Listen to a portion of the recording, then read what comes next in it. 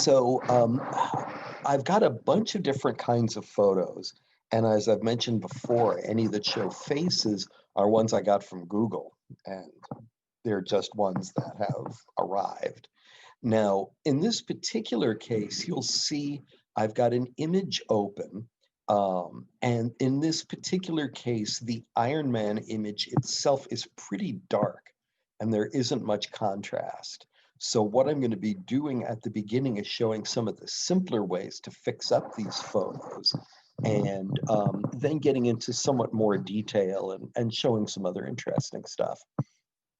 Now, at any point, if you have any questions, please unmute and just ask me whatever it is you want to ask me about so that we can get into the details that are useful to you on the job. Now, just as a generic introduction, of course, this is Photoshop. This top bar that you see up here is called your options bar. And what it is the settings for whatever tools you're going to use. That's right underneath where it says File and Edit and Image, that long strip. And it's worth getting used to looking at that bar whenever you select a new tool, because it's giving you the settings, and you don't know what effect you might get if you suddenly started using something. Now over here is the tools panel. I happen to like the double column tools panel, which you see here, which is showing the tools side by side. There is a little tiny button up here in the corner of the tools panel. And if I click that, I can go into a single column. Some people like that because it gives them a tiny bit more screen space. I just find it kind of annoying to look for tools there. I'm going to click it and put it back. And of course, one of the most important windows to have open here is the layers panel. In Photoshop, a lot of the time what you're doing is working with layers.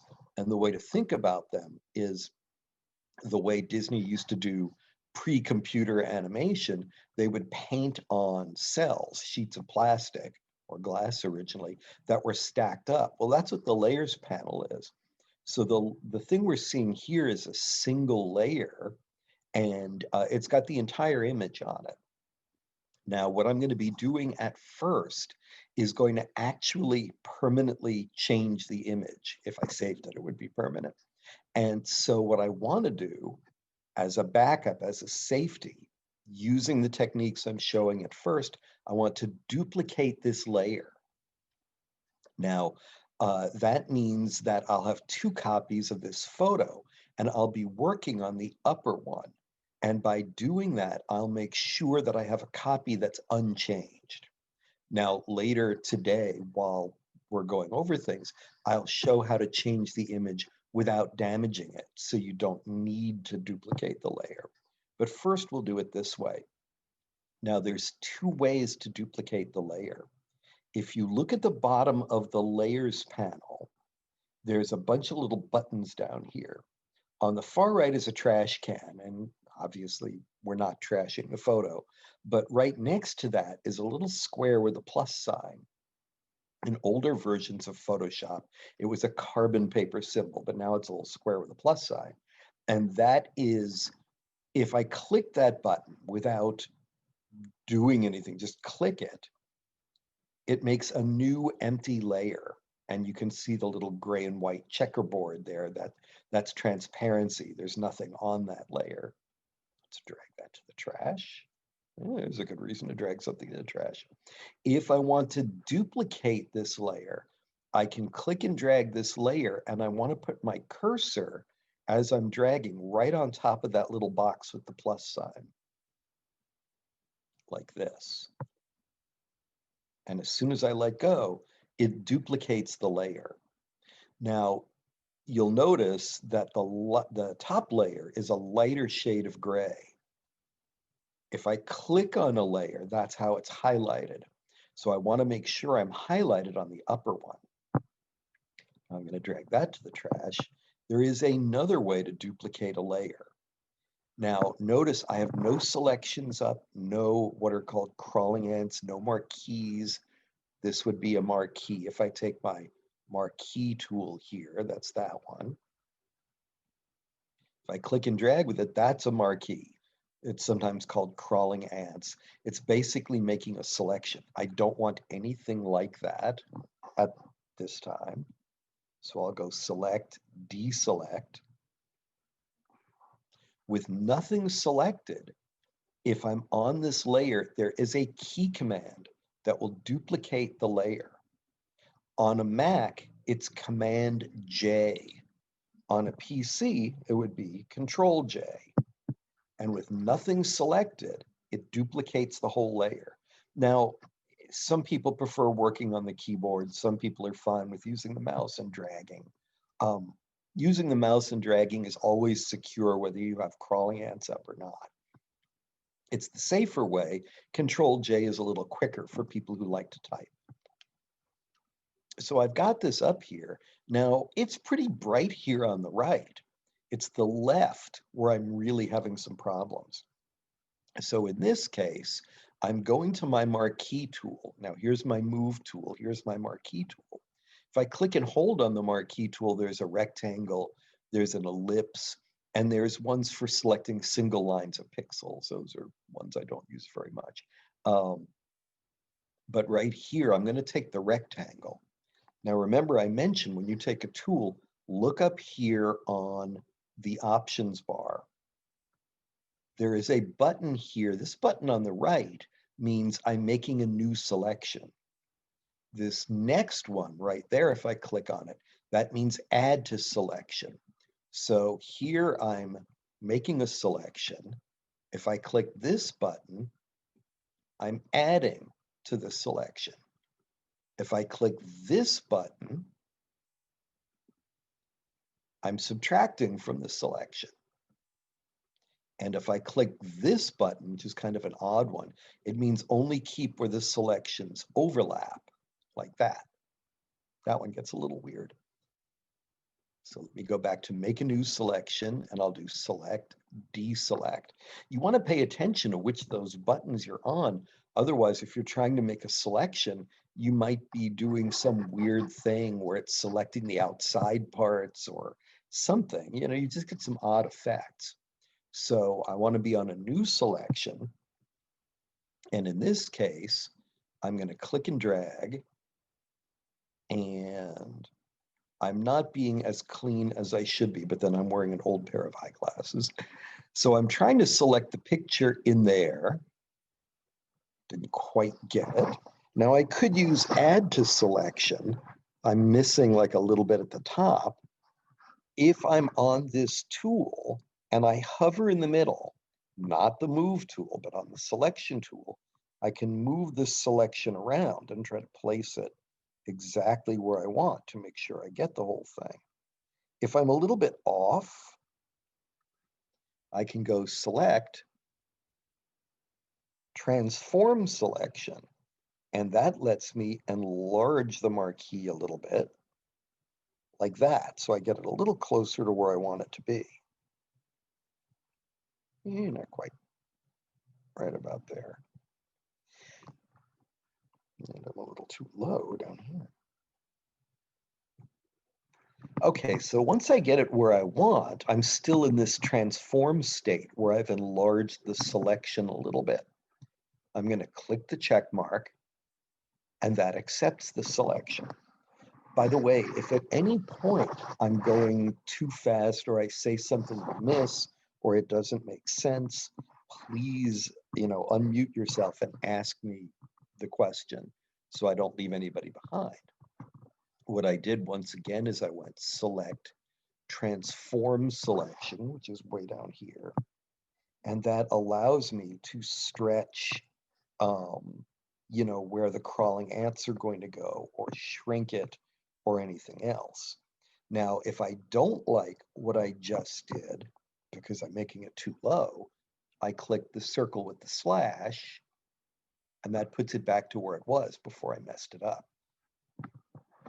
If you do a selection and you like it, select, transform selection. We're getting a little closer here. I definitely need new glasses. Let's move that over just a tiny bit. Like that. Click the check mark and you accept that. Now, what this means is when I go in to do a change, I'm not going to be affecting the whole image. If I tried to brighten up Iron Man and I didn't have these crawling ants, I'd be doing the whole picture. Well, we've already got someone in a bright white shirt against a fairly bright background, and we can pretty much see a lot of the shape in the outfit. You know, how much more do I need to brighten the right half of this picture? It's the left half that I want to fix. Now, once you've got a problem image like this, if the problem is the brightness darkness levels, or if it's a color issue where there's yellow color tones in the picture or whatever, the area you're going to go to all the time to fix it is up here on these pull down menus. How did I lose that? Edit, undo. There we go. If you've accidentally deselected, you can go edit, undo, and bring it back. But to fix things, to fix brightness values, to fix color values, you go image, adjustment. This is the main area where you'll go to fix things. So image adjustment right there. So if I go into this area, this is where I know I can do a lot of repair, not like cracks in the photo or dropouts or things like that. This is where I go to fix color and levels, you know, brightness, darkness values.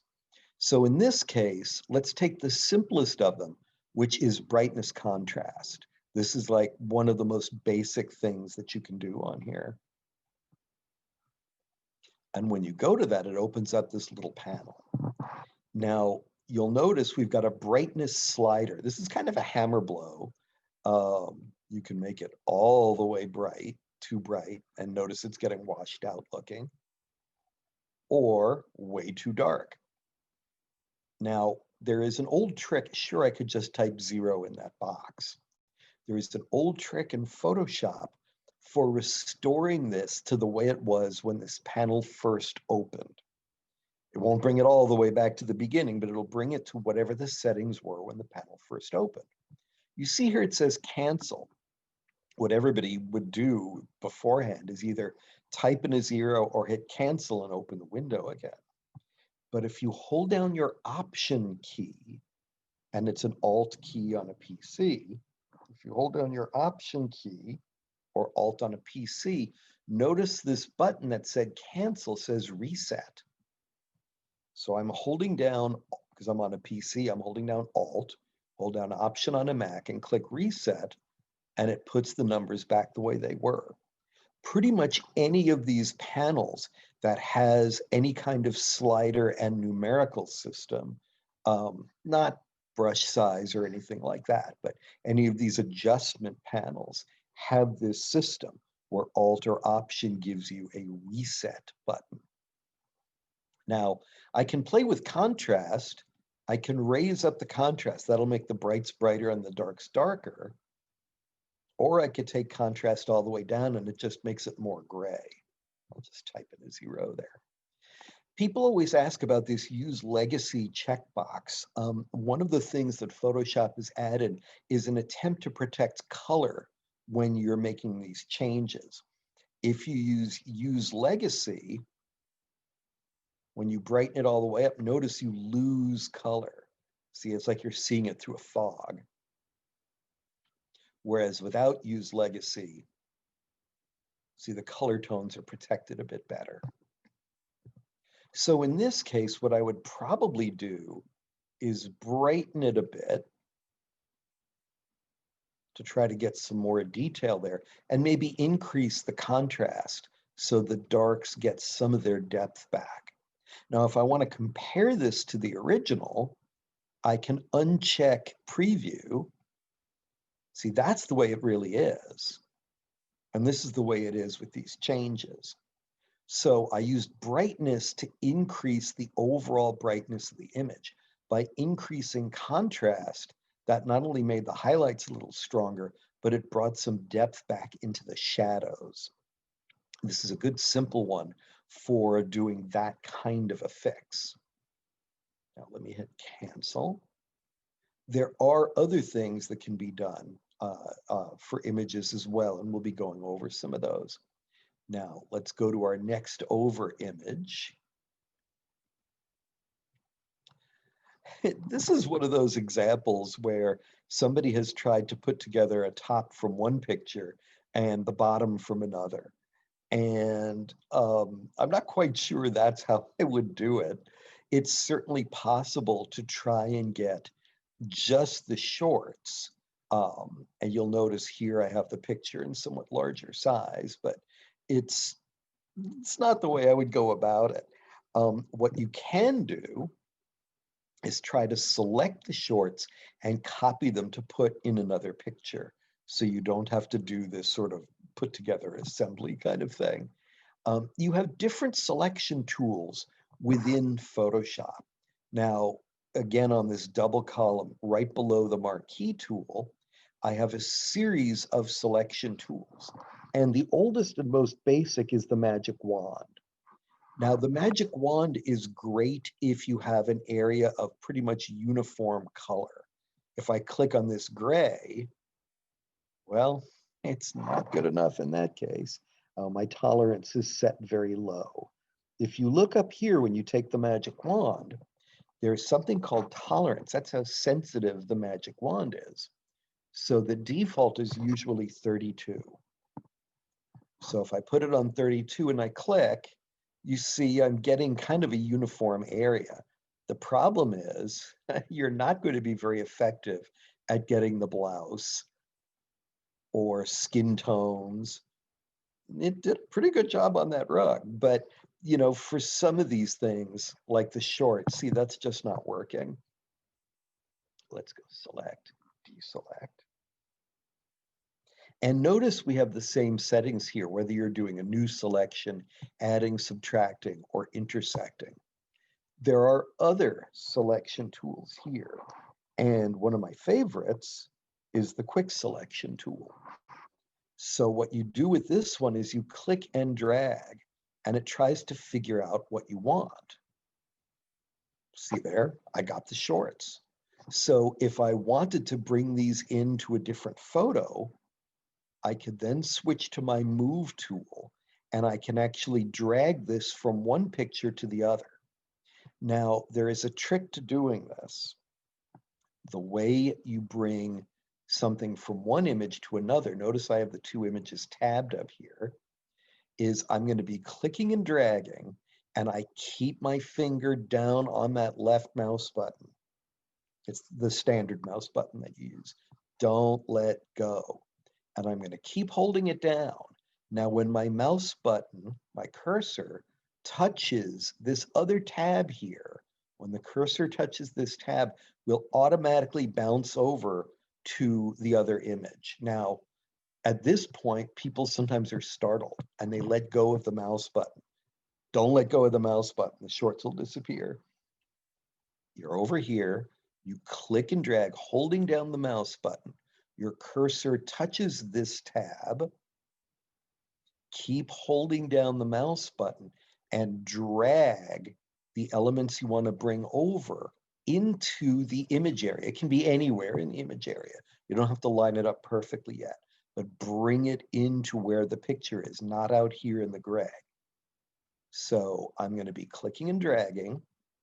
Now it looks like I'm damaging this picture. I'm really not. If I let go of the mouse button right now, it would actually damage it, but I'm holding down to the mouse button and I'm dragging up and I want my cursor to touch that other tab and we automatically pop over and I'm still holding down the mouse button and I drag anywhere into the image area and here's the shorts from the other picture. And you'll notice here in the layers panel, it automatically makes it a separate layer. So now what I can do is move the shorts around till I get it positioned where I want. That's how you could bring in a blouse, a pair of pants, a skirt, shoes, anything that you can actually select. You can drag from one picture to the next and bring them over. Now, if I was doing shoes, I would do them one at a time so that, you know, if her legs are in a different position in the other photo, you can move the shoes around. But this is a way to bring things in, you see, like that. And that way you don't have to do this weird cutting apart of pictures. Now, what do we have next? Here we have this great photo. And again, this came from Google. And the problem is pretty much the background is better lit than Ryan Reynolds here. You know, it's just, it's not good. I mean, look at how nice that looks. And you get all these great shadows. And look at how flat the costume looks. His face is well lit, but the costume itself looks totally flat. Now, there's different things I can do on this. And again, I want to point out if there's anything that I'm not covering that you need to understand how they're done, let me know, because I want to do this as far as will satisfy your particular needs as costume designers. Now, in this particular case, I can do the whole picture. If I wanted to change it, I could. And let's do that first, then we'll undo it. So I'm going to go back to image and back to adjustment. Now, brightness contrast is a little bit of a hammer blow. One thing I could do is levels. Levels is a little more sophisticated. It looks worse than it is. Now, keep in mind, I have no selection up here. So I'm not isolating him. I'm doing the whole picture. I'll revert this picture and then we can try doing it using him isolated. Now, in this particular case, this bottom pair of sliders is like the legacy version of brightness contrast. You're getting rid of a lot of the darks. You're getting rid of a lot of the brights. It's pretty simplistic. I don't use that slider nearly as much. I tend to use their 3 sliders up here. Now, this slider on the left is the darkness values. This on the right is brightness. This in the middle is midtones. And people like to start in different places. For some reason, I like starting in midtones. It actually solves a lot of the problems that I have with an image pretty quickly, but that's a personal choice. So if I'm in midtones and I move this to the right, it's darkening it. It's expanding the dark area here. If I move it to the left, it's brightening the dark area. And notice all of a sudden, we're getting more of the details of the costume. Say right about there. All of a sudden, he's popping more. Yes, the background is brighter too. It's doing the whole picture. Now we're losing some depth in the blacks. See how they're going more kind of gray? I can raise up the darkness values just a bit right there. And if I want to, I can even brighten it a little more. This is brightening the bright pixels. This is darkening the darks. And this is shifting the midtones. And again, to see the comparison, uncheck preview. That was the original. This is the way it is now. And all of a sudden, it's a heck of a lot brighter. So we've got some really nice changes going on in there. Now, again, that's doing the whole thing. I'm going to click cancel to get rid of these changes. There is a new tool in Photoshop. Now, I haven't tried it on this image. Let's see how good it is. It lives with the magic wand and the quick selection tool, and it is called the object selection tool. And with this, you just draw and put a box around whatever it is you want to select, and it's looking for edges. Let's see how good a job it does.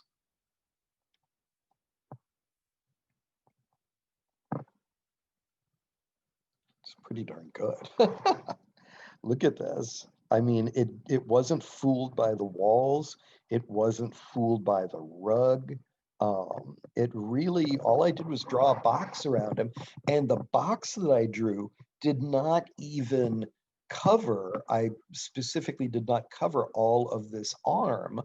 And it still managed to figure out what I wanted. And it did a pretty darn good job. It even knew to take out the area under his arm. That's pretty miraculous. Now, if he was standing against a brick red background, something that matched his clothes more or less, or against a very dark background, it might not have done as good a job. But because we started up here in the white and it could figure out where it was, even down here where his costume was pretty close in darkness to the rug, that's pretty amazing. Thank heavens they invented that. It's so much easier to select now than it used to be. So now we've got him selected. And if I go in and I start doing levels, it won't affect the background. So I can go in and I can brighten up my midtones like that. And I can increase the darks of the dark right there. Put in a slightly brighter highlight. Let's darken those up just a little bit more like that.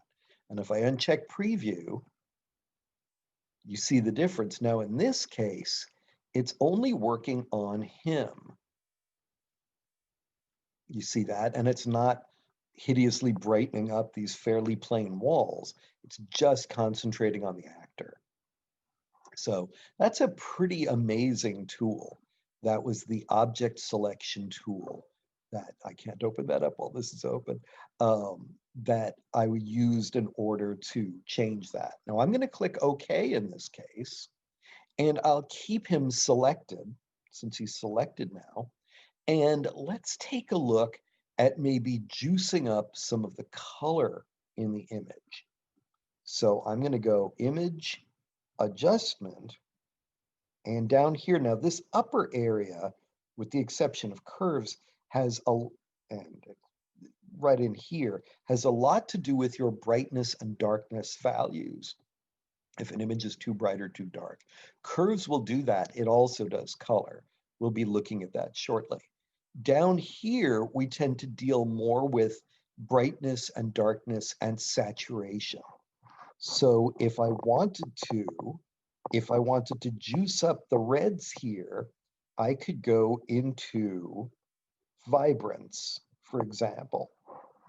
And notice that the reds are a little bit drab looking. Now that may match what I want, but if I need them to be pumped up a bit, and keep in mind we'll be affecting his face too, let's raise up saturation just a bit. That'll bring some juice to it. The red is a little bit more vibrant. And again, if we uncheck, you can see a very slight difference.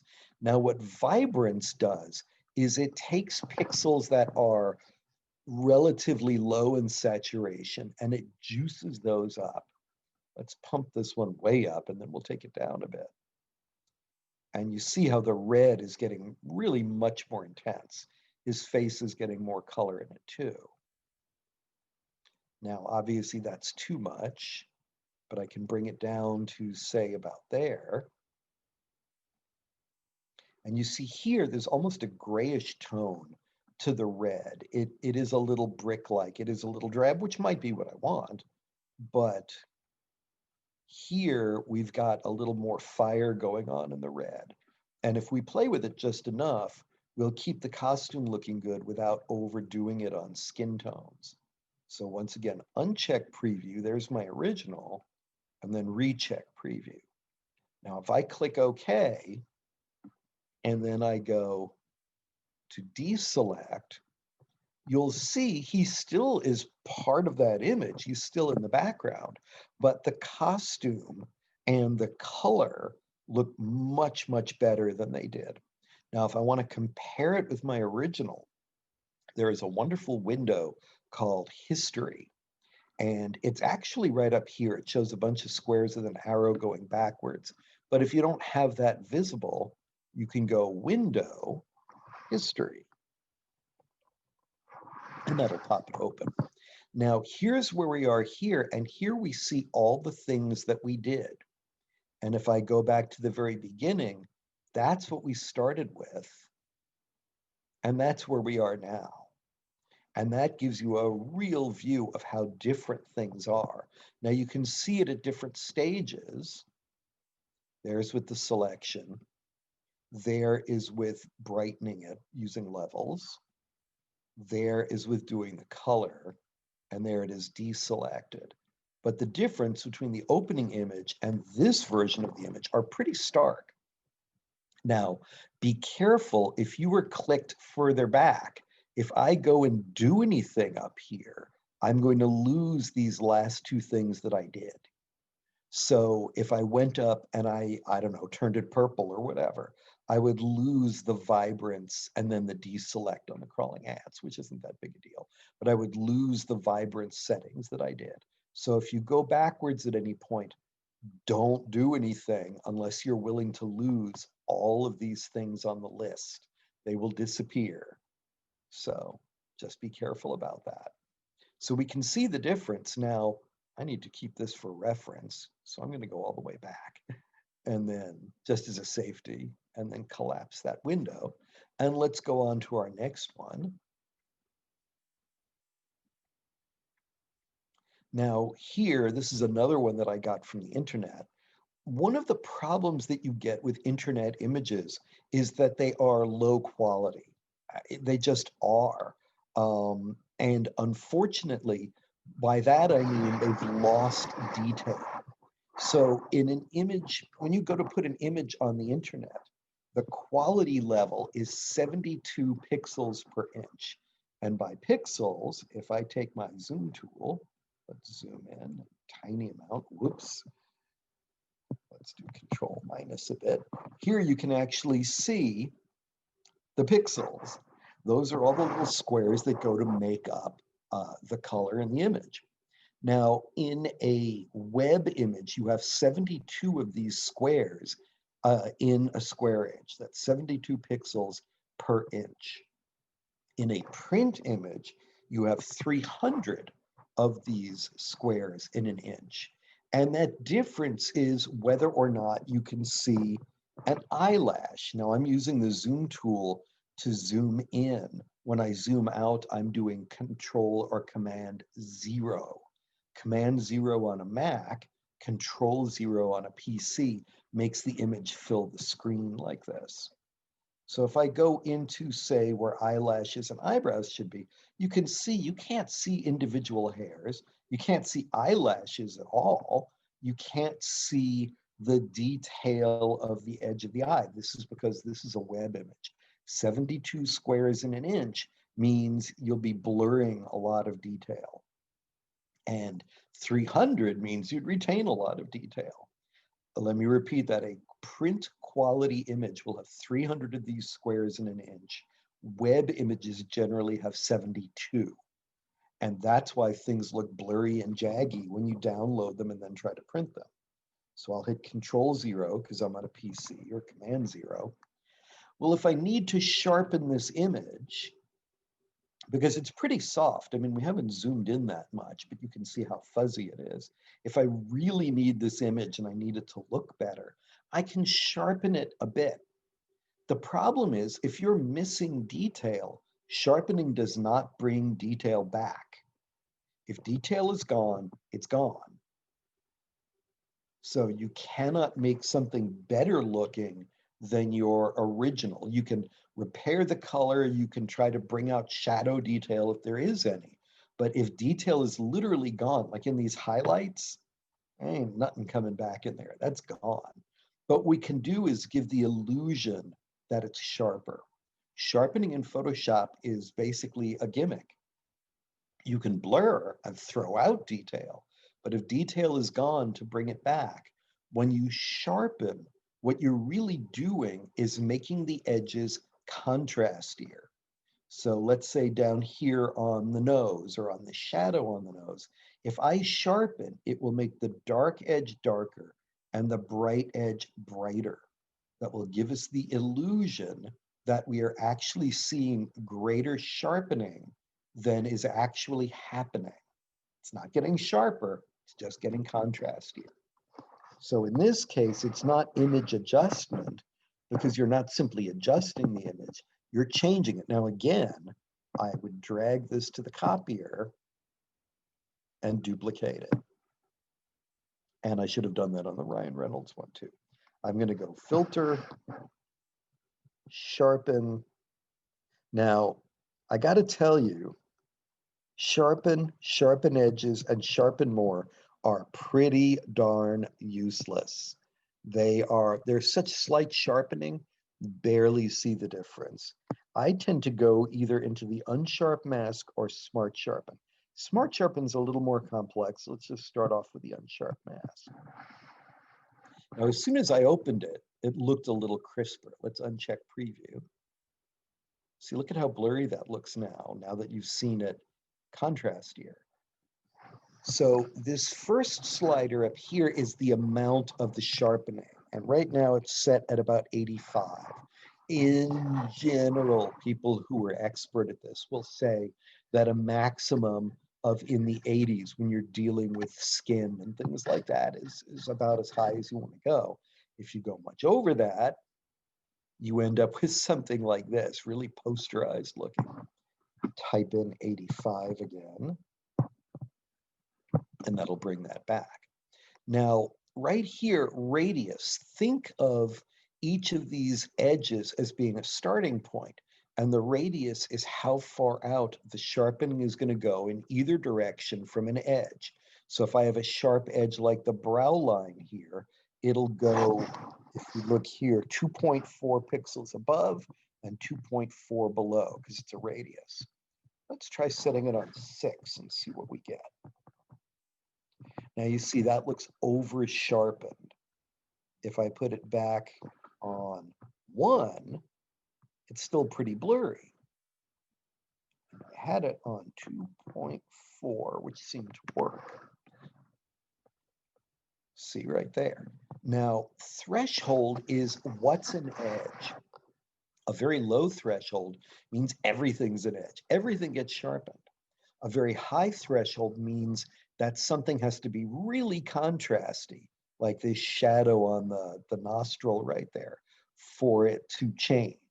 So high threshold, less sharpening. Low threshold, more sharpening.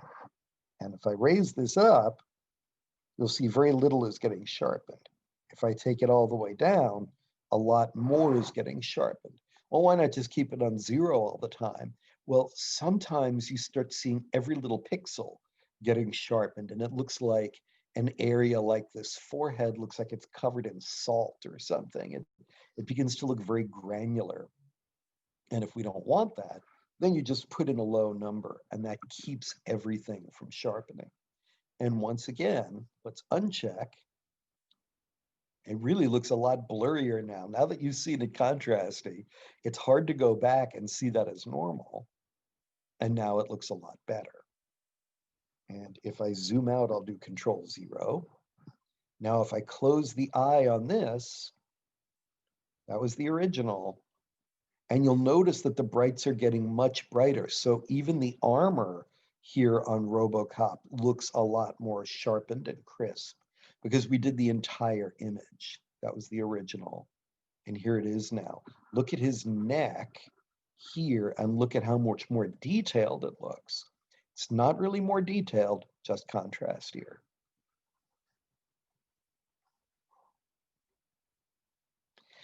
Now here we've got an image where everything really looks drab, and vibrance would certainly play a part in this if we wanted to. Yes, I could go in with the marquee tool and select the wall and just try to change that, or I could select around her and just try to get her. I can also select various ways of altering color. Without trying to select her, let's just try to go image, adjustment, and let's do color balance, which is one of my favorites. Among brightness, darkness, I really love using levels. And on color changes, I really love color balance. Now, starting here at 0, notice we're doing the midpoints. This is such a flat image that really it's mostly midpoint. I mean, the brightest part of it is this strip on the door, and the darkest is the shirt that she's wearing. Well, if I want to change a particular color in this mid-range, I've got these sliders. Now, her skin is looking a little on the drab side, so I could raise up the reds a bit, and you notice it's beginning to look pinkier. And also, because it's a little too pink, I would raise up the yellow. That'll make the skin tones look a little bit more normal. Let's uncheck preview.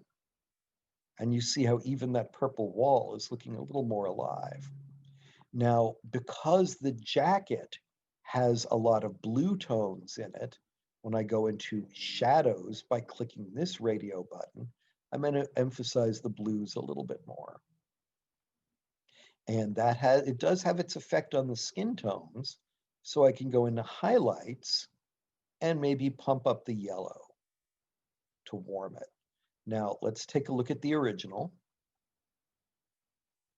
And you see how the entire picture has become warmer. The reason why I went into all these details is because I'm trying to show how you can do some really nice subtle changes here that have a good effect on a picture. And as subtle as they are, they really make you see it better.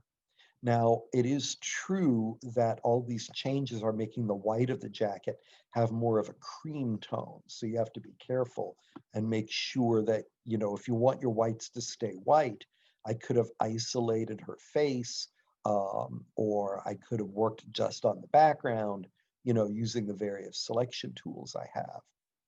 Now, even having done that, it's still to me a little drab. And yes, I should have duplicated the layer before I did this. But I'm going to be changing these back anyway.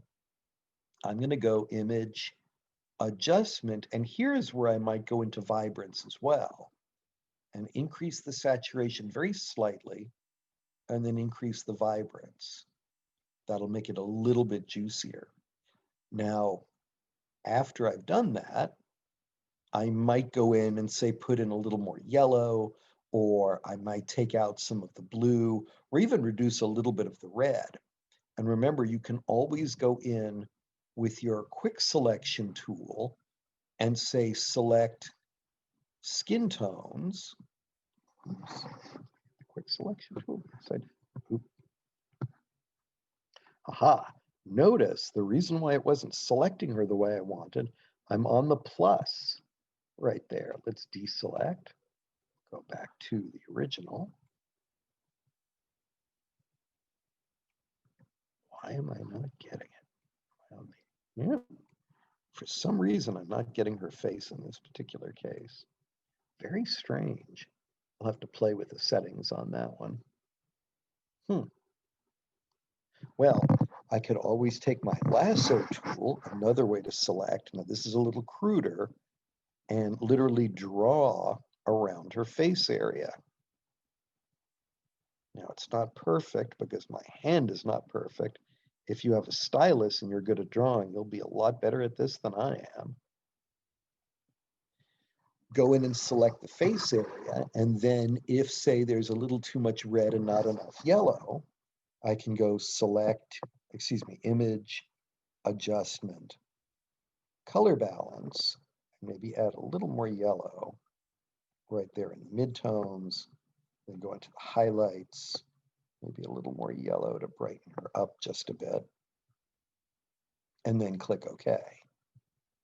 You see, and therefore get like a warmer tone going on in the skin. Of course, I should have done her hand as well, but I'm not too worried about that. And again, to see the original, you go into history, go back to the beginning, and then you see it now. And this can really make a person look livelier. And in particular, if you have to show this to someone for approval, or if you're using it for your portfolio, you want things that really more accurately reflect a lifelike, more juicy look to the image.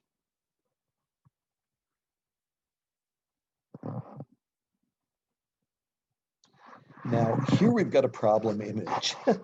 And there's really limits to what you can do in a situation like this.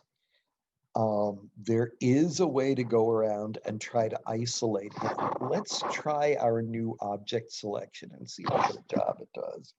I have a feeling it's going to have a tough time. Once you have an image that's really disappearing into the background, it's very hard to find that edge. And sometimes you have to invent it yourself. So if I'm probably too far away from him, but let's see what it does. Wow, that's not bad. I'm sure it got part of the leg that maybe we don't need, because you'll notice that he's wearing a short cape. You can see it kind of there. So the leg is a little too fat and it didn't get all of the weapon, and it got a little of the door there, but that's pretty darn good. Now, once you've got a selection going through any means, which in this case was the object selection tool, I can now switch to the quick selection tool, and notice I'm on that add to selection button, and I can click and drag and try to capture that weapon. There, I got it. And now try to get that little bit of the shoulder right there. And then if I want to remove something, like that little bit of door, go to the minus selection and then click right and drag right in there, and it'll get rid of the door. Now, in order to try to make sure you've got all of the arm and take less of the leg, it's a little tougher. I would probably take the lasso and I would set it on the minus or subtract. Now, in this case, add. Let's take add to selection, and I would try to drag out here and get more of the arm. I'm doing rather a sloppy job, but I'm trying to do it quickly. So I get more of the arm there. And if I wanted less of the leg, then I would go to subtract, and I would go in here and try to get somewhat less of the leg. That may not be perfect, but it's a difficult image. Now, in this case, again, I might try brightening. I might try darkening. He's pretty, he's got some good contrast there. It's mainly down here on the leg. So what if I only want to work on this area? Well, there are a couple of tools that can help. Now, you have to be careful about these tools. They're sort of a hammer blow. They're not very nice, and they're hard to make nice. You have to be kind of subtle with them. They're the dodge and burn tools, and they live here on the tools panel. You'll see, where are they? Right here. There is dodge, burn, and sponge. The sponge does saturating and desaturating, and we can look at how that works in a minute on another image. We can try a little bit on him. Now, the burn tool darkens. It makes things look darker. These are terms from developing like black and white photos in a lab.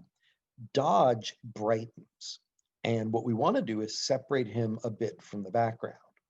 So if I take the dodge tool, now it acts like a brush, so I can come up here and set the size, because that's actually pretty big for this picture. There is a key command for making brushes bigger and smaller on the fly. They're your bracket keys. They're also called square-sided parentheses. They're also the same key that has your curly parentheses or French braces. They're sometimes called on a PC. They're above your enter key. On a Mac, they're above your return key. So the left hand parenth or bracket makes the brush smaller. The right hand makes it bigger. Let's make it a little bit smaller right there. Now, you also have to pay attention. And again, it's the bracket keys, the square-sided parentheses. On my keyboard, they're right next to the letter P. On a Mac keyboard, it might be a slightly different arrangement, but they're right next to the letter P. Now, right here, you have to pay close attention to where it says exposure. Now, to make this quicker, I'm going to raise it up to about 30.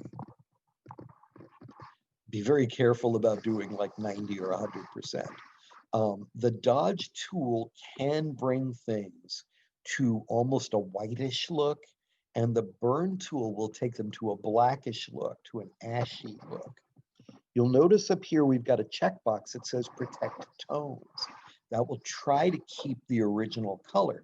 Here we're dealing with black, so the original color is black. Let's see what happens if I just do a bit of this stroking on the leg. It's beginning to lighten it up a bit, I'm actually going to have to raise that up to make it more effective. This just happens to be one of those cases where, um, you know, it's so dark that bringing in anything is going to be tough. Now, if I use it on some other areas, you can see the effect there a little bit more.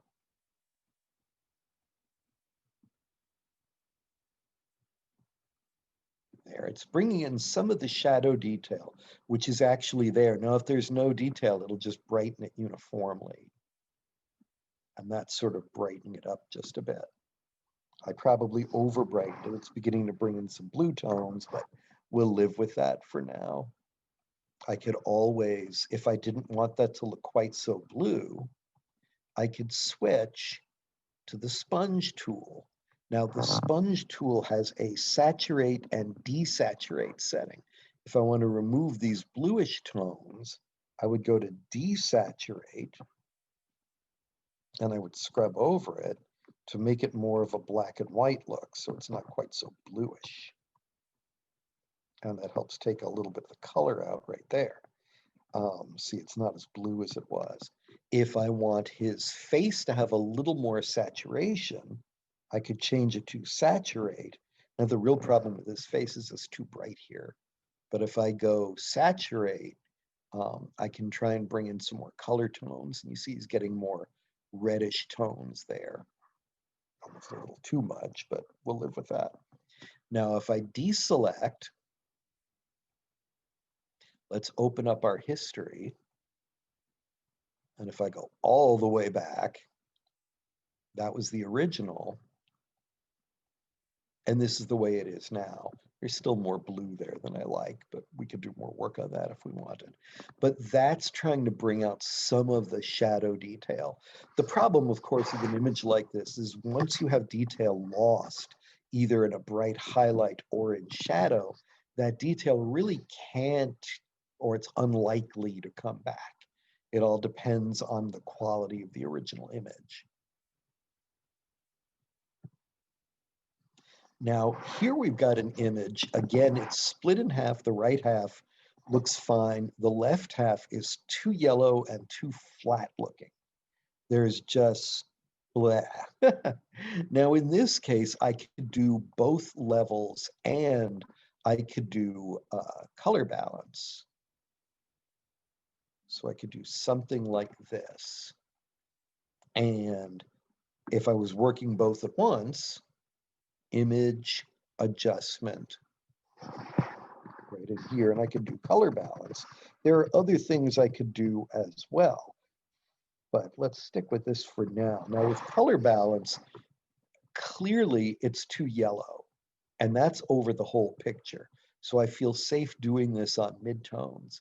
Let's bring in some of the blue to cool it down just a bit. Maybe a little bit of red there. On shadows, I want to bring in a lot of blue because that'll make the black look more black. Oops, my preview is still off, no wonder. There we go. So that's the original. That's the way it is now. And you'll notice that the black is beginning to look a more solid black and her skin tones are looking healthier. So uncheck that again. You see how greenish the original was. And if I want to, if I go into highlights, I could add maybe a little more yellow back just for his skin tone's sake. But look at how much more natural the leather is looking now compared to the way it was at first. I could click OK. Now it's still kind of thin. If you compare it to over here, there's no depth to the blacks. So I would go image adjustment levels. And in this case, again, working with midtones, which is my favorite, I'm going to expand the, remember, this is the dark side. This is the bright side. I'm going to expand the dark side by moving the slider here to bring in just a little more depth to the black. Now, because she's wearing this bright white blouse, there's limits to what we can do to that. Let's click OK. I want to be careful about using burn. The problem with the burn tool is it tends to make things look dirty. So if I'm on burn, you'll notice I've got a very low exposure setting, and I'm set to work on the highlights. You see it's darkening it slightly, but it's doing it by giving it a grayish tone. Now, if that's not any part of a costume, but simply something to wear while trying things on, that's not so bad. But you see how it's getting a very, very ashy look. So as much as possible, I avoid using the burn tool. It's very hard to make that subtle.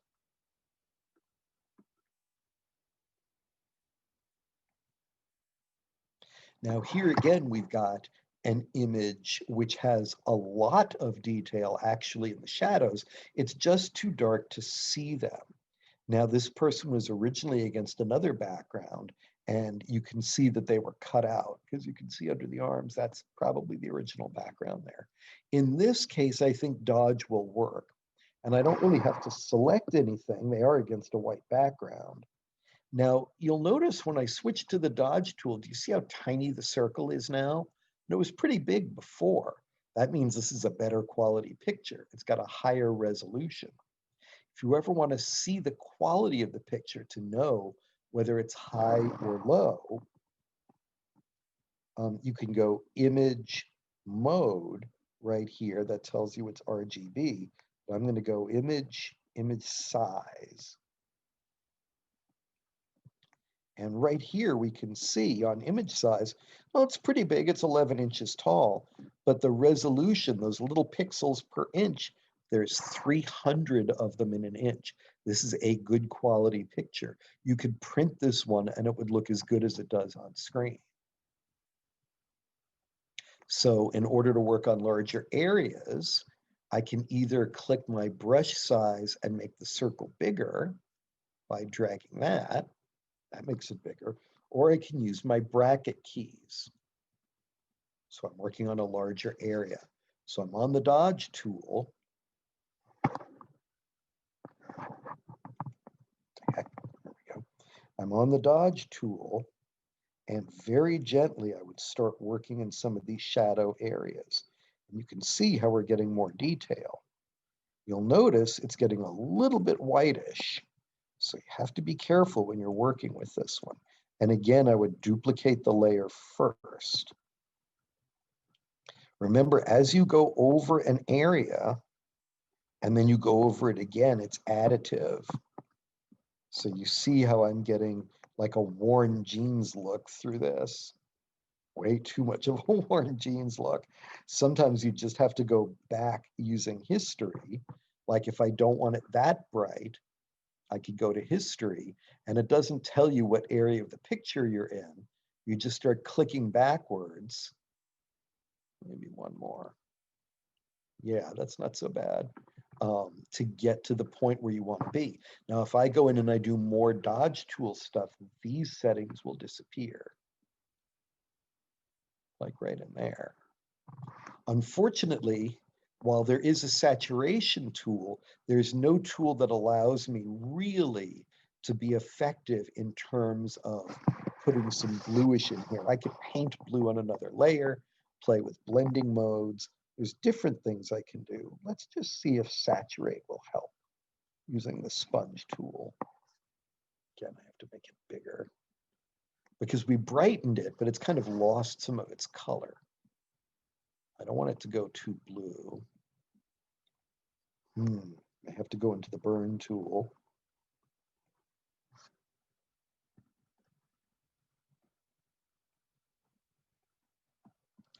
Just to take away where I put in a few too many highlights. There, just to darken it a little bit. But you see, we've actually brought in a little more brightness to different areas. Now, if I go up to the beginning, you can see how we've gained more detail in some of these shadow areas. So that's one way to brighten up in specific places. I just wish these tools were more subtle than they are.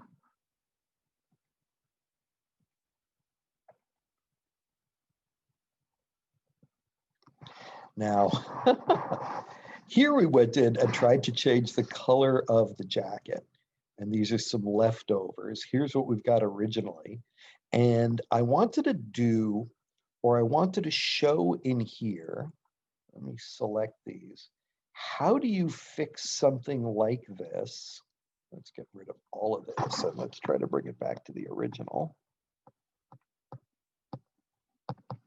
What do you do when you got a picture like this and you really want to change the jacket pretty dramatically?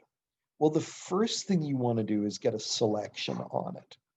In this case, I used the quick selection tool because I didn't want to select the neck or the hands or anything. I just want the jacket. So I'll go on to make a new selection and I'll start by clicking within the jacket. I see what the problem is here is that the tool itself is too small. There we go. That's a little better. Now you'll notice it went too far. When that happens, that's when you switch to your minus and you try to get rid of those areas that you don't want like this. There we go. Now I know I'm missing that little part of the jacket. So what I would do in this case is take the lasso, set on plus, and just try to draw right around that little bit of color there, just so I get that. Then go back to the quick selection tool. And again, with it set on add to selection, it's got the little plus sign right there. Try to click and drag. And again, it takes too much. It usually does. Go to minus, and let's get rid of that leg and the arm right there. Now that little bit under the arm, it's going to be really hard to use quick selection there. So the lasso set on minus, and obviously I'd want to get in really close to do this to be accurate, but for demonstration purposes, I think that's just fine. So we got that. So now we've got the jacket isolated. And in this case, instead of duplicating the layer, which I should have done on every other thing that I'm showing you, instead of duplicating the layer, I'm going to use something called adjustment layers. And this is the really magic part of Photoshop. In this particular case, instead of having duplicated the layer like this and working on a copy of it,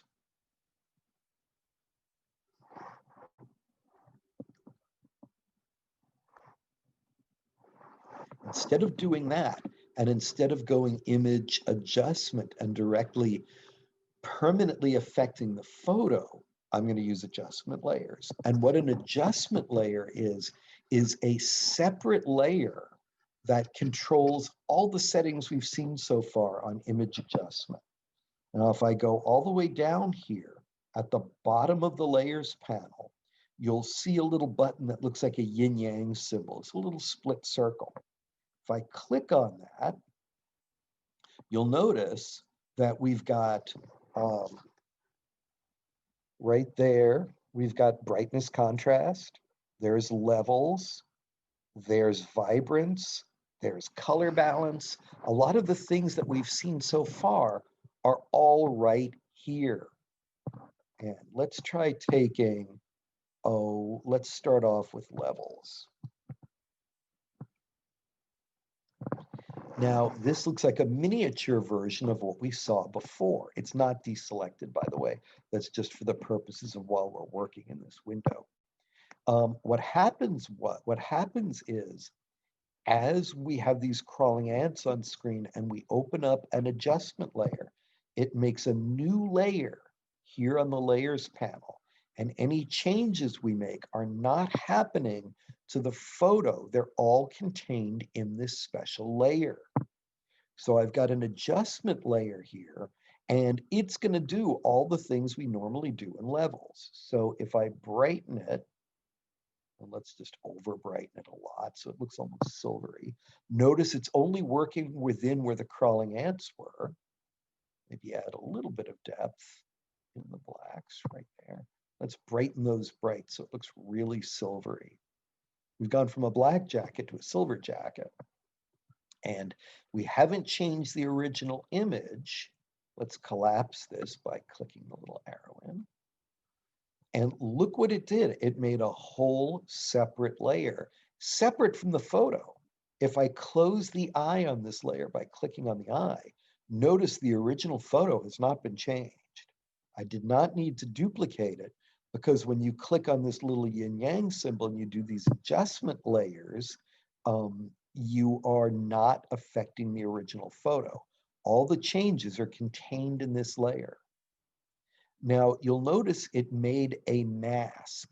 Because we had crawling ants up, it actually made a little mask that isolates what we did only to the jacket area. That's what that little white area is. Now, if I go and I make another adjustment layer, let's say I do color balance, or let's do let's do color balance since we've seen that one so far. If I go in and I do color balance, notice the square here is all white. That means it's affecting the whole picture. So if I make the whole thing blue, notice it's affecting not just the jacket, but it's affecting the background. I probably don't want that. The skin tones, the jacket, the pants, the background, everything is now blue. And that's because, as you can see, the mask is all white. It's affecting everything. So what I want to do is bring those crawling ants back. So I affect only the jacket.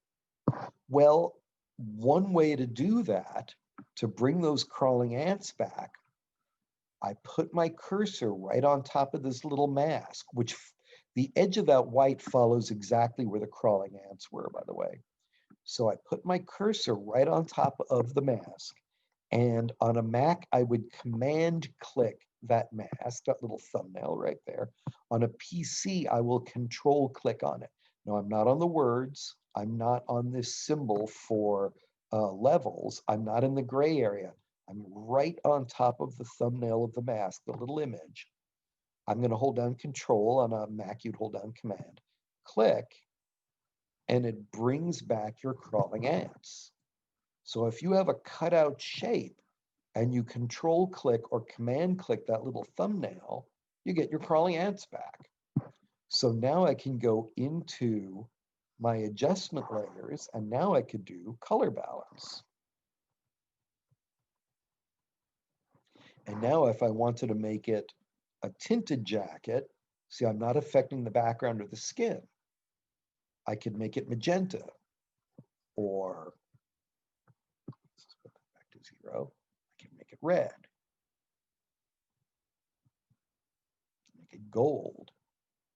Now you'll notice, you see where there's a bit of a halo of color on the outside. That is because the crawling ants were not perfect and they included some outside area. Let's make this maybe let's see which one will bring out that halo the best. Maybe it was the magenta. All right, that's fine. So he's now wearing this purple jacket. So in this case, the mask was a little bit off when I did the crawling ants, but I can fix that. So let's collapse that back in. Now I'm clicked on this little thumbnail of the mask and its color. And I can take my paintbrush. Now on a mask like this, you can only paint black, white, or gray. White reveals, black hides, and gray partially reveals. So what I want to do is I want to paint some black on this mask so the purple doesn't stick out past the edge like this. So all I have to do, now you'll notice I've got white and white here. If I want to bring back my black and white colors, there's a little tiny thumbnail right there. It's kind of hard to see, it's sort of tucked under. And these are our default colors of black and white. If I click this little button right here underneath our colors, come on. There we go. See, I've got black and white back. Now, if I paint white on the mask, let's make the brush bigger. And again, I can use this slider or my bracket keys for size. Let's just bracket it up a little bit. If I use white, you see it's bringing the color back.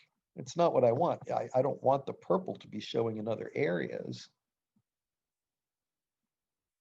But if I use black, You see how I'm hiding the purple.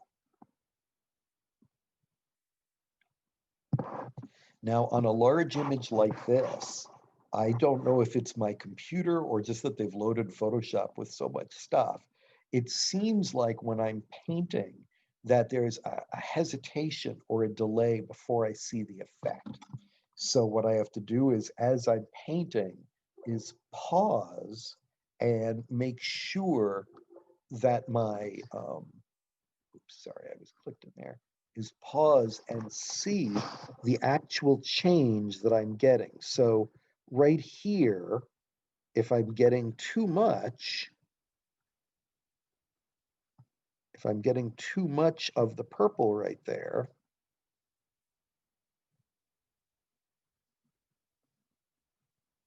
I'm painting black.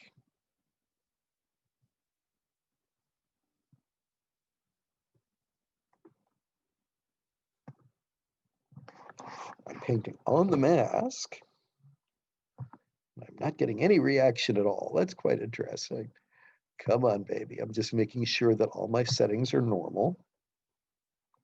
Let me make the brush a little smaller using the bracket keys so I can really concentrate in there.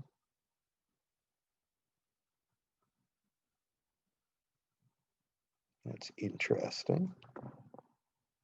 It's removing the color, but I think it's also because of levels. Yeah, the levels is getting the shadow, so I have to do the same thing here. What it did was it captured the shadows in there. So that was the fault of my selection. Here we go. He's casting a shadow on the back wall, and it brightened the shadow, and it tinted it purple. There we go. Now, in some cases, I intruded a little too far into the jacket and darkened it too much. I can always go on there and with white, paint on this side where I've intruded too much. Oops. It does take a little bit of skill here as a painter, which I do not have. I am not a painter. There we go. So what I'm doing is I'm darkening the levels layer, which was brightening it a lot. And then I was removing purple from some of the places. See there, now I've painted black, so I'm hiding some of the purple. And if I paint white, I'll bring the purple back if I intrude it a little too much.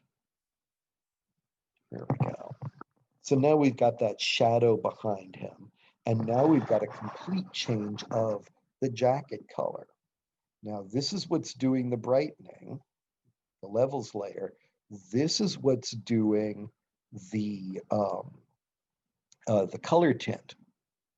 And as you can see, it really makes a difference. I mean, that is a black jacket that we've brightened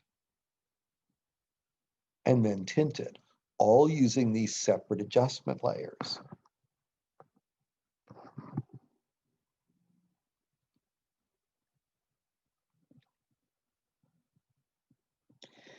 Here's another thing, another image where we've just lost all shadow detail.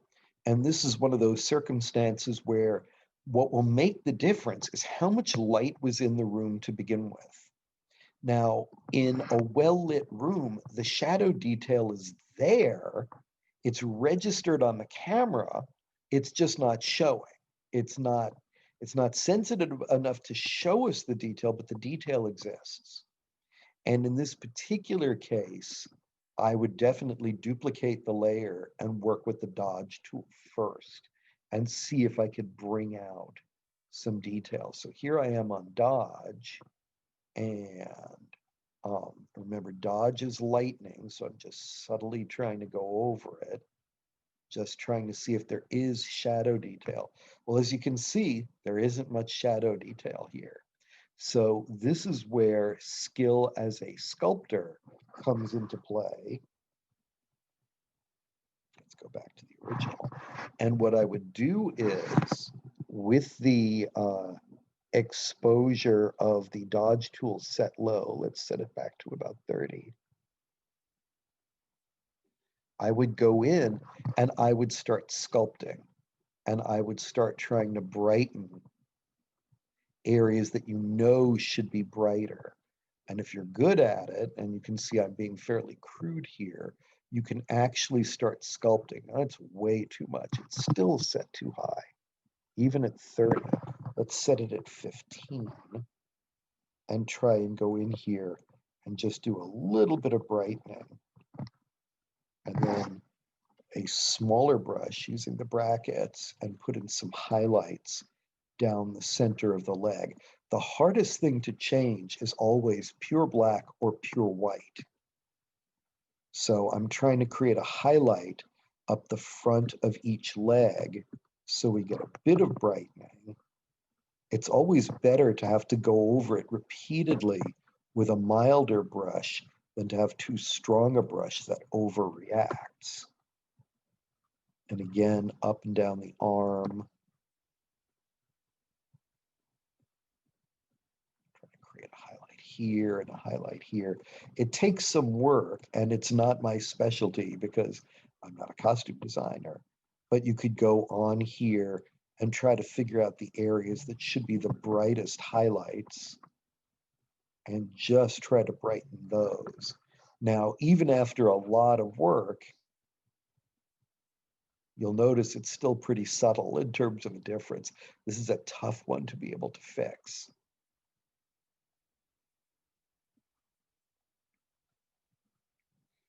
Here's another one. I think this one has somewhat better shadow detail than the other one did. Now, if I'm going over and I'm not really seeing a difference, one thing I can try and do, let's go back to the beginning, is try to select the figure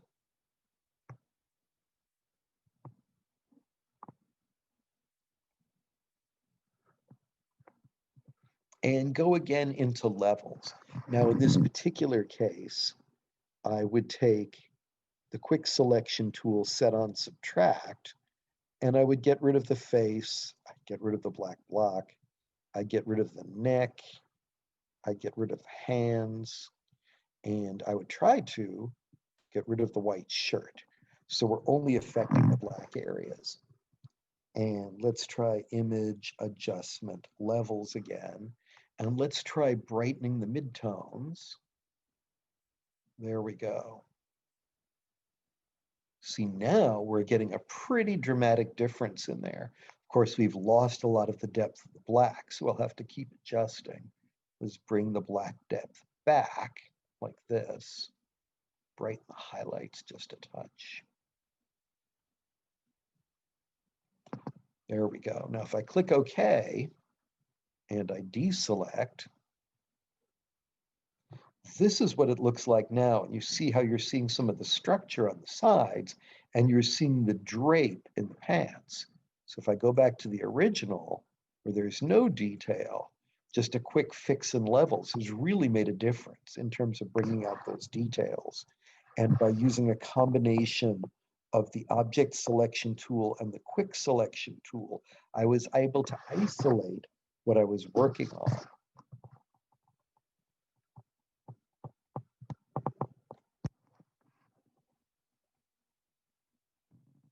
Here's a case where we have the opposite problem. We actually need a little more depth. Certainly I could isolate the clothes and I could try to darken them that way.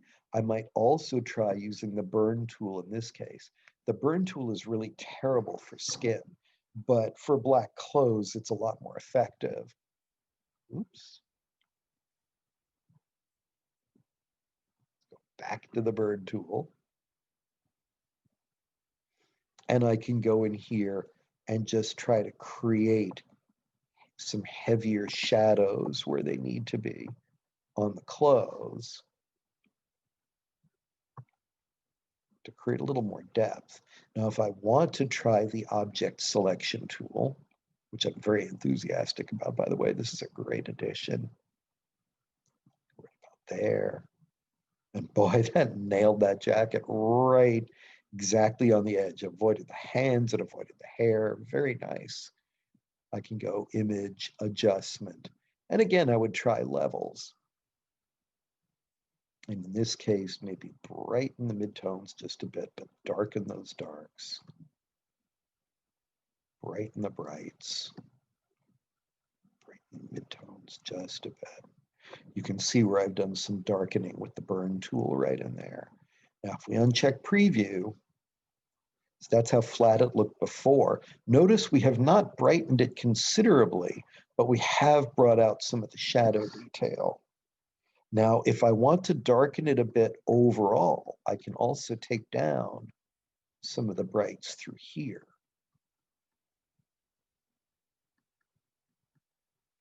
There we go. That'll darken it a bit overall. And then brighten the midtones a bit more just to bring that shadow detail back. Let's try that. So you can see, whoops. That's one of the problems with too many windows up at once. As you can see, we've got a lot more detail showing here. We can actually see the separation from the arm to the torso. We can see where there's an opening there on the sleeve, and we're getting a little more of the shape of the drape of it. Let's check our original again through history, and then there. So we haven't changed the color tone much, but we're getting a lot more of the shape going on in this outfit. Now, there's still a couple of things that I want to show. Now, in this particular case, I'm not sure what color that was supposed to be. It was supposed to be more black or more bluish, or even a tad purpley blue. But there are other ways to change color and brightness, darkness values. In this case, it's both too bright and doesn't have any depth, and the color is a little bit off. So there is a fairly complex way of changing both brightness, darkness values and color values. Let me make sure this is the picture that I wanted to do that to. Yes, it is. That's from our costume day. Here it is. So now I could do this through image adjustment, and I'm going to do it this way first so that you see how it's done. But we can also do this through adjustment layers. So first I'm going to do this without selecting a particular area. So let's just do image adjustment curves. Now, here we are in curves, and curves looks a little different than our other windows, but it's not so bad. It's really kind of easy to work. This is just like levels. So if I drag this dark end over here, I'm increasing the amount of dark. That's just like moving that little arrow in the dark slider in levels. If I drag it up, I'm decreasing the dark. Over here, I can either clip the brights like that, or I can increase the brights like that. Now I'm going to leave those the way they are, and let's, just to make sure, I'm going to hold down Alt and do reset just to make sure everything's at the beginning. What makes curves different is, firstly, here along this line, I can have more than one midtone slider. So if I want to brighten the bright midtone areas, I can come anywhere along here and I can drag up a bit. And you see that's brightening the midtones. And then I can come here and I can darken the darker midtones. I can always go back to that, brighten that a little bit more. Maybe take down, reduce the darkening there. Now, what that's done is it's basically created two midtone sliders. So I have my bright slider, my dark slider, and two midtones. If I uncheck preview, you see the difference. Now we're getting a lot more depth in there. So that part was like working in levels. But the thing about curves is it also does color. So if I want to, I can also do, it's like doing levels and curves at the same time. Excuse me, levels and color balance at the same time. So imagine this part is levels. If I want to do color balance, I can just go into the individual colors. Now let's say I want to boost the red in this image. Notice the red line is straight. It doesn't show the curves that we did in RGB. RGB is doing your brightness, darkness values, just like levels does. But if you go into the individual color, you're changing that individual color. Now let's boost this red. Let's try bringing up the red just a bit, like that. Now that might be making it too red for some of us. I can also go into the blue right there, and I can boost the blue. And you see that's bringing in those purpley tones that I saw originally, where the color of the dress itself looked drab. Now, if I uncheck preview, that's my original. So I've got much more depth and I've got much more vivid color. Now, if I go back to RGB, if I want it even darker, I can drag the dark slider a little bit to the right. And maybe even darken the midtones just a bit like that. There we go. So now I've got this vivid bluish purplish blouse versus this one, which is kind of greenish looking almost now when we see the original. Now I can click OK. What I've done is I've changed the original. Again, if you go under image adjustment, you are always changing the original image. Now, what if I didn't want to do that? Let's go edit, undo. I could have duplicated it like I showed at the beginning, or I could use my adjustment layers. Now, if I use the adjustment layers and I have no selection, it does the whole picture. So again, I would go in and probably do quick selection just because of the hair and drag along and try and get her. Now, there are areas that are not perfect. I'm going to make my brush smaller using my bracket key, my left bracket, and I can try and grab a little bit. Oops. Now you'll notice it went to the minus. So let's undo, edit, undo. Make sure we're on add to selection. And let's try getting a little bit up there.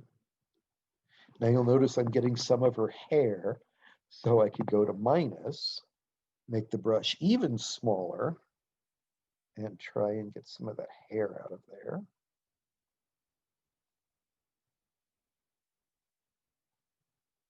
Now, with more time, of course, I would use a very tiny brush and I would try to get very specifically close in there and try and get it exactly right.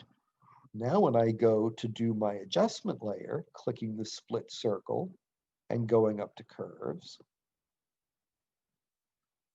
you'll notice I get the exact same thing. It's a little bit smaller because the adjustment layers, the window is not quite so big. I can go to the corner and drag it out so it's a little easier to see. I'm dragging from the corner down here. And again, the same thing on RGB, brighten the brighter midtones, darken the darker ones, drag over, not quite seeing the bottom there, drag over to darken it a bit more, and then go into red, and I brighten that a bit, and go into blues, and I increase the amount of blue right there, assuming this is the accurate color. And so now I've got my separate adjustment layer right there. And that makes a really dramatic difference. It's quick to work. If you have a decent selection, I mean, even if I missed a few areas or I got a little bit of her hair, it's not so bad. But I can always take my zoom tool, and if it's slopped over a bit in places where I don't want, like onto her hair, I can always take my paintbrush. And remember, black hides the effect. So if it's too strong right here, let's make the brush smaller. I can paint some black along here to remove the color effect where I don't want it. And if I want to bring it back, switch to white, and white will reveal it again. Like right here, you see there's a whole area that's not colored. If I paint white here, there we go. And I missed that area right here on the collar. You can actually see, I'm not painting in color. What I'm doing is painting white on the mask. And white on the mask allows you to see the color in that area. This looks pretty good. A little bit right there. And then Controller Command 0, you see the whole thing again. And that makes it a separate image. Now let's talk a little bit about saving these. I don't want to just save them as a JPEG. If you save this as a JPEG, you're going to be automatically flattening these layers, which means I'll lose my original unretouched photo. And you usually want to preserve that. So what you want to do is go File, Save As, and Save As is what allows you to save it as a different version. And I'm going to save it on my computer. You might be saving most of your stuff on the cloud. That's up to you. If I go Save on Computer, I want to save anything with multiple layers like this as a Photoshop document, a PSD. That's the very top one on the list, Photoshop PSD. Now there's a problem with a Photoshop PSD. Most people cannot see that unless they have Photoshop. There's some programs that let you preview it, but most of the time you need Photoshop to open it up. So if I click Save as a Photoshop PSD and click OK, that means that it's compatible with other Adobe programs. I've still got my layers preserved. What if I have to email it to someone to see it so they can open it? That's when you go File, Save As. And in that case, you can make it either a JPEG right there or a PNG right there, a PNG. PNGs are slightly better quality, but they're a little bit heavier. So if you happen to be emailing it to someone, I would stick with a JPEG. PNGs can have transparency, which is great for cutout images. Now, if I save this as a JPEG, I'll probably change the name. I'll add touched or whatever, or I might add a date or a version number, something to tell them that the image has been revised. And when I click save, it will save this version, but it will automatically flatten those layers. JPEGs cannot have multiple layers. They're always flattened. A JPEG is not a working document. It's an end use document. So if your end use is to put the image on the web, you make it a JPEG. If it's to email it to someone, you make it a JPEG. But your working document is the layered Photoshop PSD. Well, I'm not going to save this in this case, but if I save it, it'll automatically flatten. That's the copy I would email to someone for approval. If you're showing it on like a Chromebook or an iPad, you might want to make it a JPEG as well, because some of those hardware systems are not really set up to show Photoshop. So it's a good idea to be able to show a JPEG version and have it ready just on your main computer where you're working. Keep that PSD, keep that layered version of the document. Now, does anybody have any questions so far? I know I covered a lot of stuff and I did it fairly quickly, but I wanted to make sure we got everything in as much as possible before we went any further. Any questions at all? Don't have any questions, Scott, and I'm sorry I missed so much of this, but Ivy said she's recording it and I will That's, catch up. that's fine. That's fine, Terry. Well, just the thing to remember, here's the thing that's important. And that's okay about missing, and I understand everybody's got lives. If you're doing something directly on the image, drag the layer to the copier. So you're working on a duplicate. That's safe. That's always safe. And whichever one is the brighter gray is the one you're working on. That's a good safety factor. Now, if you're trying to adjust an image, now I could draw a selection on here and I'll just do it fairly quickly and crudely. I'll go to my quick selection tool. You could just go and draw a selection. And this is something I would do to the duplicate. And always, you should do this before, I didn't check. Make sure you're on make a new selection right there. When you select a tool, always check up here. So I'm making a new selection. And if there's areas I didn't get, add to selection. Come up there and just add. And in this case, any changes I make, image, adjustment, let's do hue saturation. Hue saturation is crazy. You can just spin the hue on the color wheel and just drastically change it. Not very attractive, but you could do that. If you click right here where it says colorize, you could make it all one color, all different colors, and you could saturate it and you can make it brighter or darker. Hue saturation is a real hammer blow of an effect. And if I click OK, I've actually changed this copy. That is permanently changed. That's why I duplicated it so I wouldn't damage my original. Now, one thing that's always safe, if you don't have that extra copy, notice I'm on the original again. I still got my crawling ants up. Crawling ants are available no matter what layer you're on. If you have this selection going on, jump to a new layer and the crawling ants are now active on that new layer.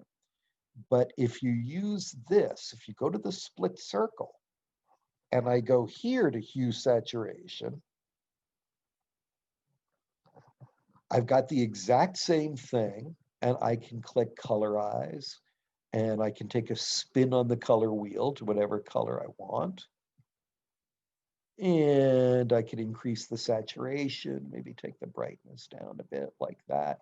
Notice, by the way, when you use hue saturation, if you do colorize, you change all of the colors within the selection.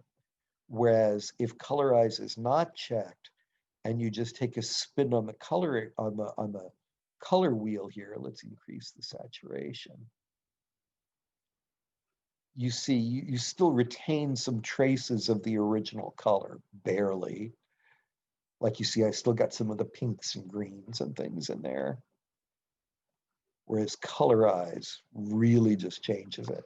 So now, if I collapse that window, all the color changes, if you get there by clicking that little yin yang symbol and choosing something here, those contain all of the changes within this separate layer. Now, like I said, hue saturation is a hammer blow, but I could go in here and I could do levels.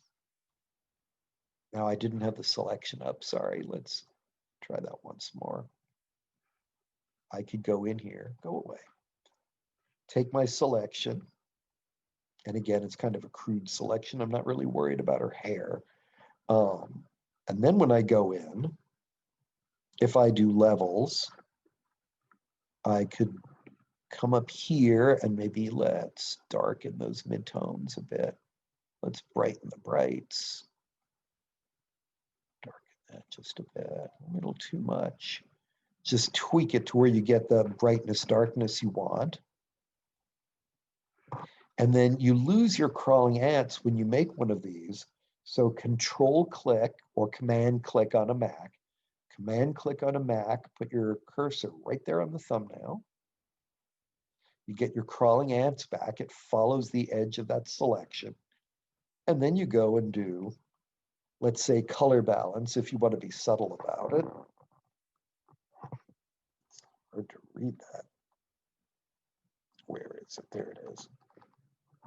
And in here, if I want it more purpley, say in the midtones, I can add some red and add some blue, like that. And in the shadows, go from midtones to shadows, add just the blue, like that. Then maybe in the highlights, got to be careful. I don't want to add yellow to this, but I might add some more red to warm it up a bit. Come on. There. And again, whenever you're using this yin-yang thing, it makes these separate layers. So your original is untouched. You see that? That's a very useful way to be able to bring out these color tones. Now, if I wanted to fix her skin, granted, you're not usually showing faces, but if there is skin there, I could take my quick selection tool and then go to make sure you're on add to selection when you go to the different area.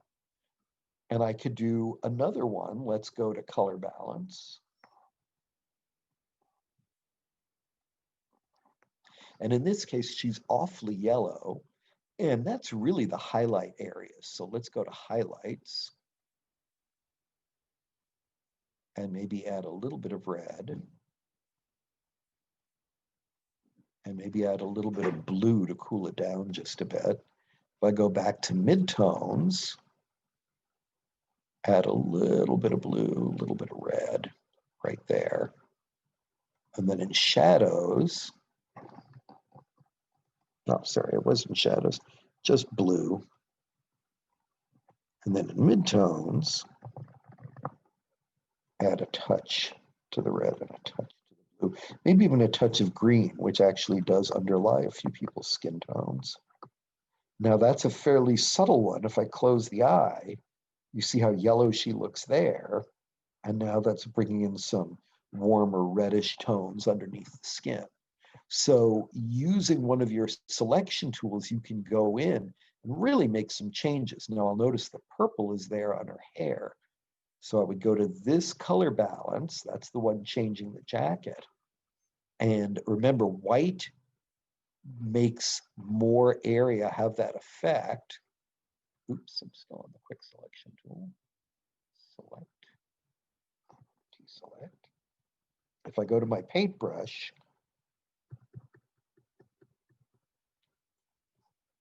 you see how that's bringing in color to different areas. That's because I'm adding white to the mask. In this case, I want to remove that color from her hair. So I'll put black in the foreground. I'll make my brush smaller. And I'm painting black where her hair is to try and remove some of that purpley color that is crept in.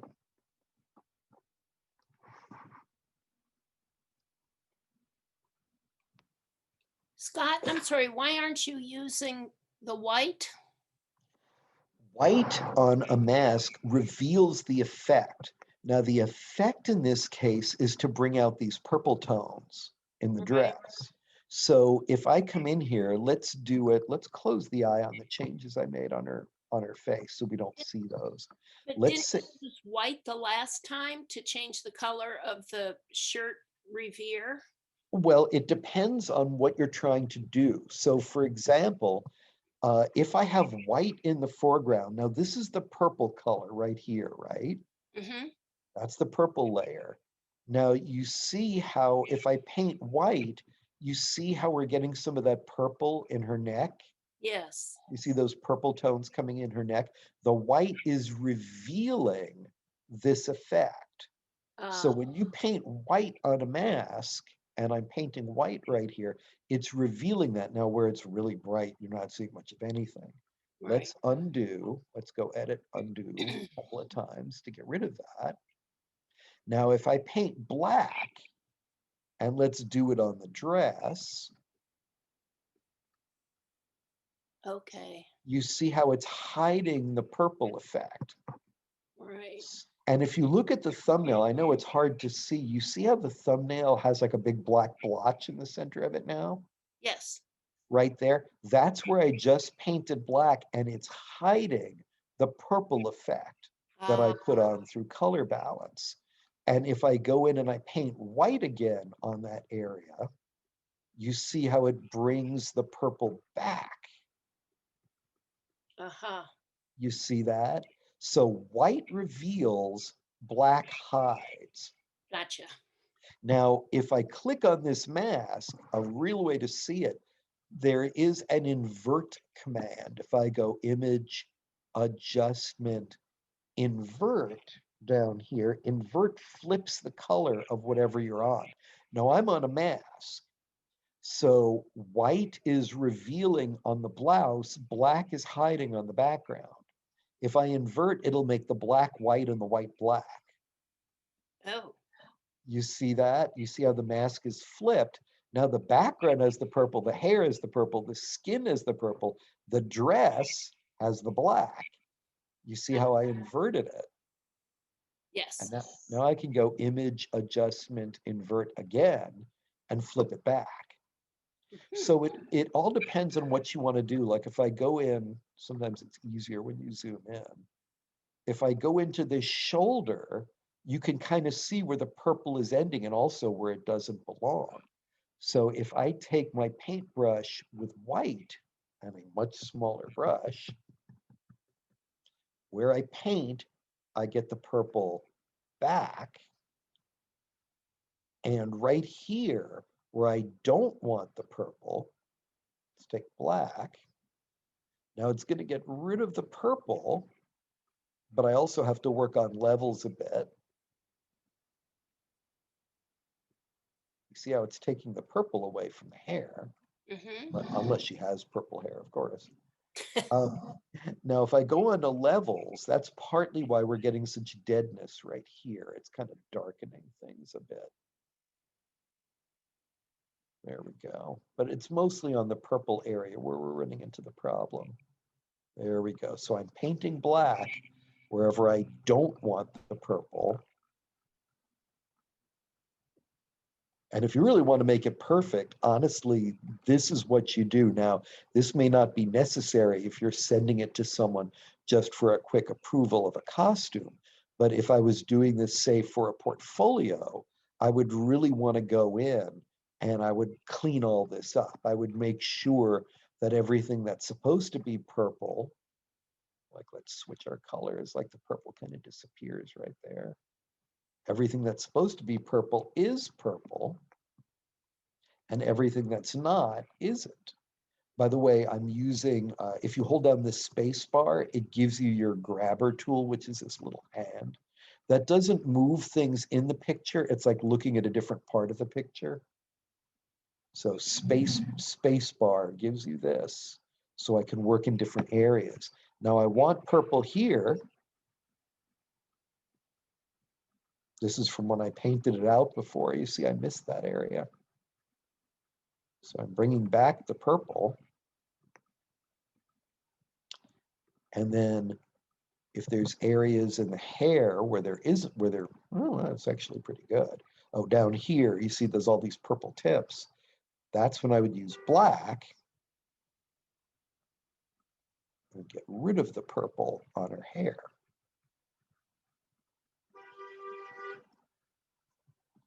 That's annoying. And then right here, where the purple is missing, it's missing because of that paintbrush stunt I pulled before. There we go. And you see how I'm really inspecting it to make sure that it's perfect. Now, again, for a quick approval, you may not need this, but especially if you're showing costume work in a portfolio, or if you have a very, very picky person who's doing approvals, you know, going in, zooming in like this is not a bad thing. And I zoomed in using the zoom tool. That's the little magnifying glass. Purple right there. And I can zoom back out on a Mac Command 0 or on a PC Control 0. Up here, that's view, and then you go to fit on screen. Right there, that's Command 0, Control 0. And you see, you really get a big difference. And let's turn on the yellow on the red on the face. So if I close the eye on all three, that's my original, and that's what I've got now. Now there's one more thing I want to show. I want to go back to that blurry picture. That's this one. Wow, got it in one. I'm going to get rid of, did you see this one from before? No, I haven't. Okay, it's on the video. I showed how to sharpen it. And this was one of the cases where I duplicated the layer. Because if you go up here to filter, and you go filter, and you go sharpen, and in this case, I use the unsharp mask.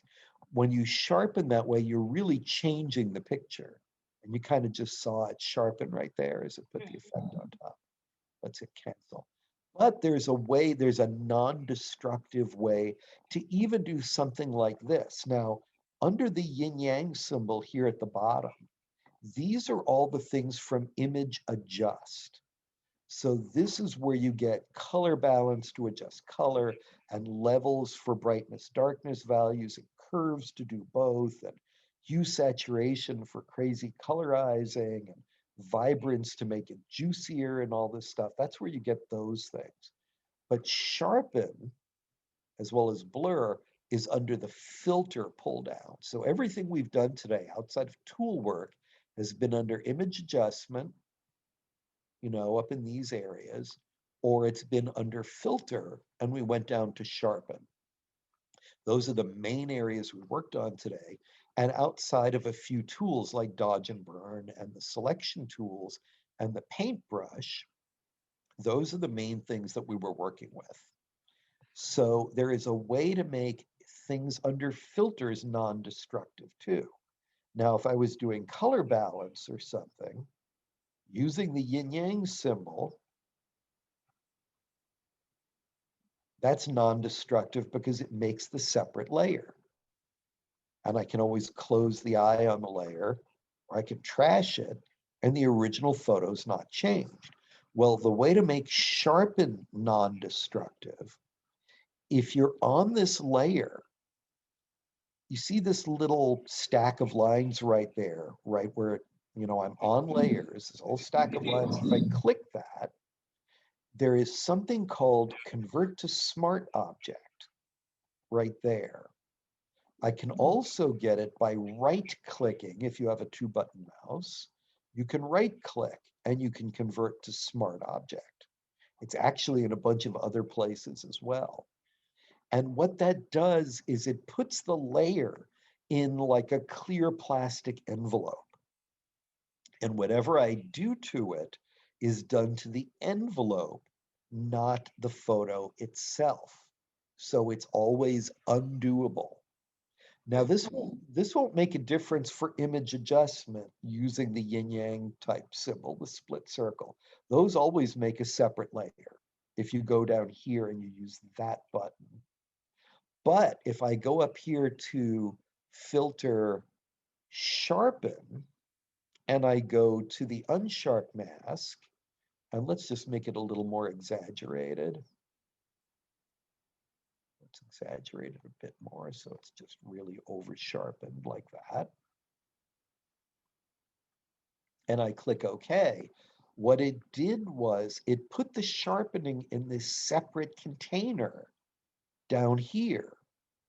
You see this? So if I don't like that sharpening, I can close the eye by it. You see that it did not permanently change the image. Just like using the yin yang symbol for color and brightness, this, by making something a smart object, by clicking on the corner and go convert to smart object, you make anything you do under filters non-destructive, not permanent. Now I could drag it to the trash, get rid of it entirely if I want. Let's put it back on. Let's go filter, sharpen, unsharp mask, and we'll just leave it on. Now, what if I do other things? Filter, filter gallery. This is going to get a little silly here. Okay, I don't necessarily want it on the brick wall. Let's see what we've got under artistic. Well, that's kind of crazy looking. I could do that if I wanted. I mean, some of these do look a little absurd. Let's try brush strokes or right there. Um, Angled strokes, that's I think the one that I wanted. So I've got angled strokes and let's click OK. So I've got this weird artistic effect on it and I've got sharpen. Well, if I really want to see his face, there's a little mask. And if I paint black on the mask, come on. Let's make the brush bigger using the bracket keys. You see how I'm hiding that effect. Like that. Now that's hiding, unfortunately, this is the only bad part of this. That's hiding both effects. That's hiding that weird filter gallery thing, which is making it look all like a watercolor painting. And it's also hiding the sharpening. It's hiding both. You only get one mask for all of the filters you put on. If I go on and I go filter, filter gallery, oops, I was clicked on the mask, cancel. Let's click on the photo itself, filter, filter gallery, and let's say instead of doing that filter, I did glowing edges. There we go. You'll notice that it's doing the effect to everything except where I painted the black. That's the only problem with smart objects. You don't get a separate mask for each effect, which is something they really need to do so that I could mask out different effects in different places. So what I'm going to do in this case, let's get rid of the filter gallery. Let's get rid of the filter gallery. Now I'm sharpening everything but him. You see that? The black blotch is on his face, and that's the one part I wanted sharpened. So I can go image, let's click on the mask, image, adjustment, invert. There we go. Now you see how the whole mask is black. Nothing is sharpened except his face. Does that make sense? Yes. So if I want to sharpen him over here, have white paint in the foreground, I'm clicked on the mask, and I can go in and I can paint white to try to bring in some sharpening over here. This way I'm leaving the guy in the background not sharpened. I can even do some sharpening over here. It looks like I'm brightening it. Remember, sharpening is really not a real thing in Photoshop. It's not adding detail where there isn't any. It's just making the edges contrastier. So all I'm doing is painting white where I want that extra contrast to be. It's making dark edges darker and bright edges brighter. That's sharpening in Photoshop. So you see now, I've painted where I want the sharpening effect to be.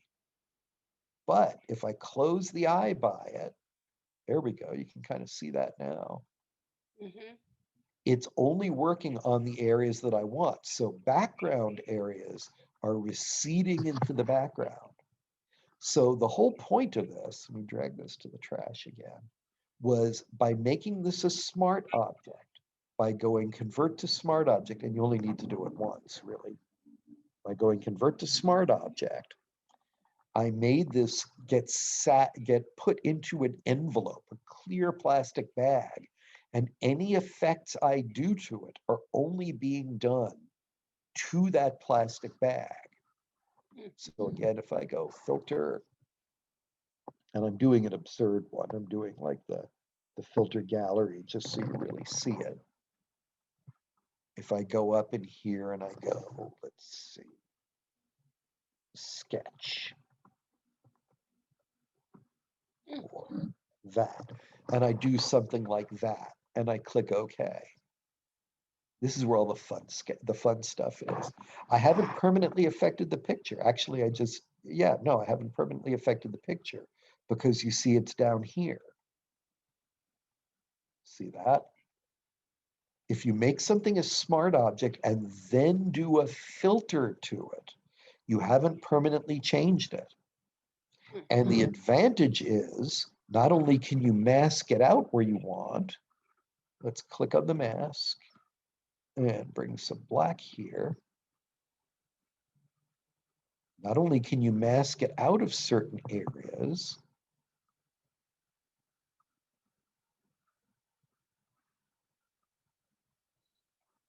like that, by painting black, because it's a separate thing, I can go in and change it. I can reopen it and choose a different one, like Chrome, or whichever one. Oh, which is that? Oh, that's Conti Crayon, note paper, chalk and charcoal. That's pretty good. Like that. See, you can change which of the filters is on it, but again, you're never affecting your original. That's what smart objects are for. That way you never have to duplicate a layer. It's a safety. And you Does that- didn't have to lock the layer, the Nope. original? Okay. Nope. You don't have to lock it at all. It is effectively locked. So if I drag this to the trash, and let's say I want to paint directly on the image, you see how I get a circle with a slash instead of a cursor? Once it's a smart object, there are things you cannot do directly to it. Well, what if I want to paint directly on it? I made it a smart object, but I still want to paint directly on it. It'll ask me, or it'll tell me, well, you can't do it directly to the smart object. So if I click rasterize, that means it's not a smart object anymore. You have to be careful about that. I never do that. Let's click cancel. If I want to go in and change the original inside of the plastic bag, right click on the layer and go edit contents.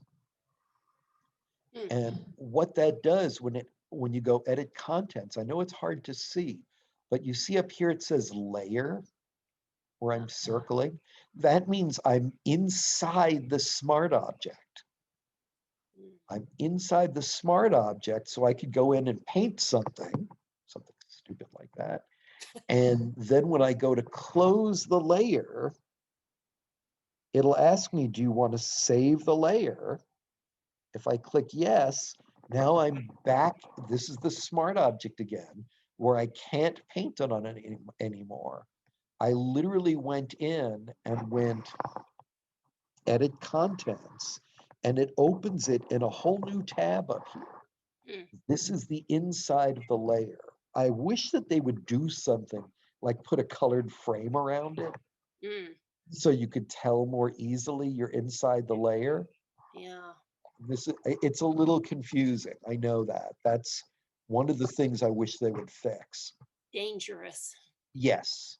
And so I'm going to go file revert on this to bring it all the way back to the original. And when I revert this, it's not even a smart object anymore. See right there, it says background.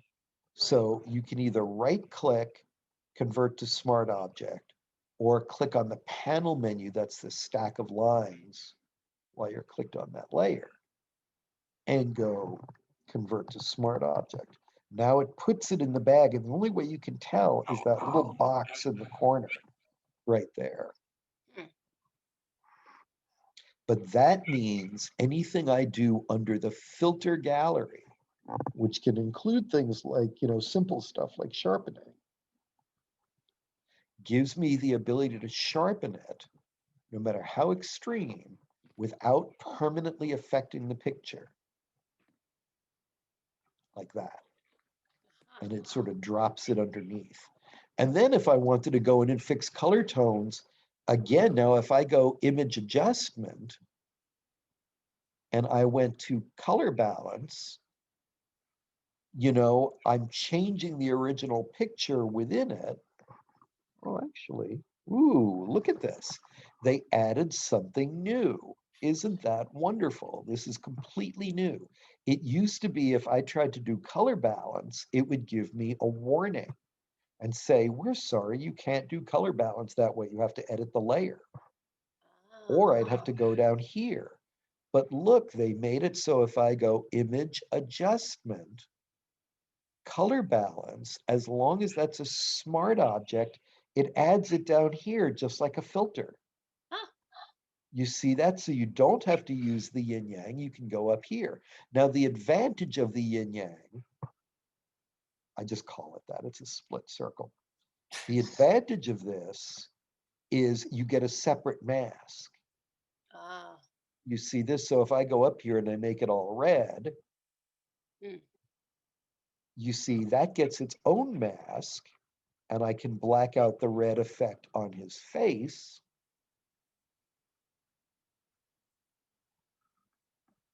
And that's a separate mask from the sharpening, which has its advantages. Multiple masks is a good thing. But since it's a smart object, if I go up here and go image adjust, color balance, see, if I try to get rid of the red here, I'll get rid of the sharpening as well. Oh. You see that? Because remember, anything that's hanging underneath there all has the one mask. So you see, if I do image adjustment and I have it down here, I'm affecting it, both the coloring and I'm affecting the sharpening. Does that make sense? Yes. Because they're both being affected by the single mask. But it is nice to be able to do your image adjustment and have it come out as a filter hanging underneath. That's very nice. I like that. That way you don't have to do a separate adjustment layer if you don't want to. Mm-hmm. Cool. Yeah, no, that's really, really, that gets rid of the sharpening and that gets rid of the color. And you can drag these off individually too if you want. There we go. Well, that was rather a lot. I hope that this helped and that it opened some eyes. If you watch the tape from the beginning, you'll see some of the most significant of the image adjustments. I start off with brightness contrast, and then we go into, which is the simplest.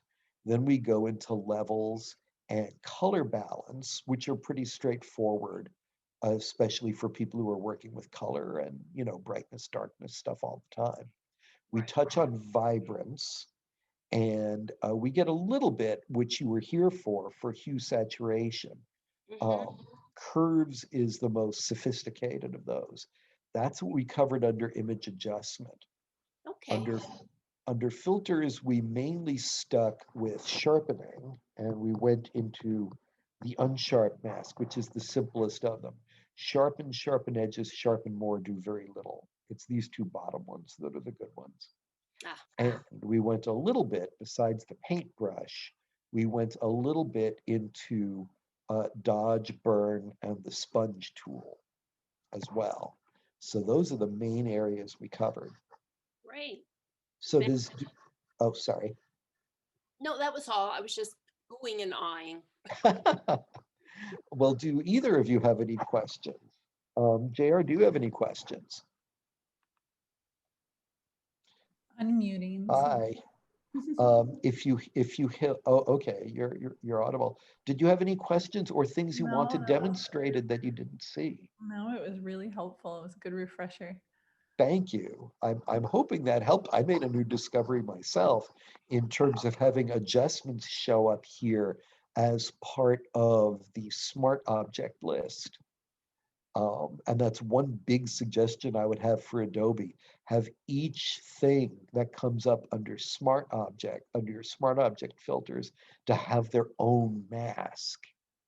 So you can mask different areas for different filters. That would be really great. Be awesome. I'd love to see that. Well, unless there's any other questions or things that you want reviewed, No, I just need to get in there and do it. right. Well, if you stick with just the, at first, for now, stick with some of the things that we just covered and just try to do those to a picture. And what you can always do is open up a picture and save it under a different name. That way you know you're not messing up any of your originals, so you don't have to worry about anything getting damaged or messed up. And just try going through all the different processes we went through. Try the different methods of selection, that wonderful new object selection tool and the quick selection tool, and try working with those to select areas and start working with color balance and some of the others, because you know what you designed. You know what the color should look like as opposed to what it does look like. So you know how you can get in and select the specific areas and adjust them to make them look good. Okay. All Brilliant. right. Well, Thank thank you. Thank you both very much.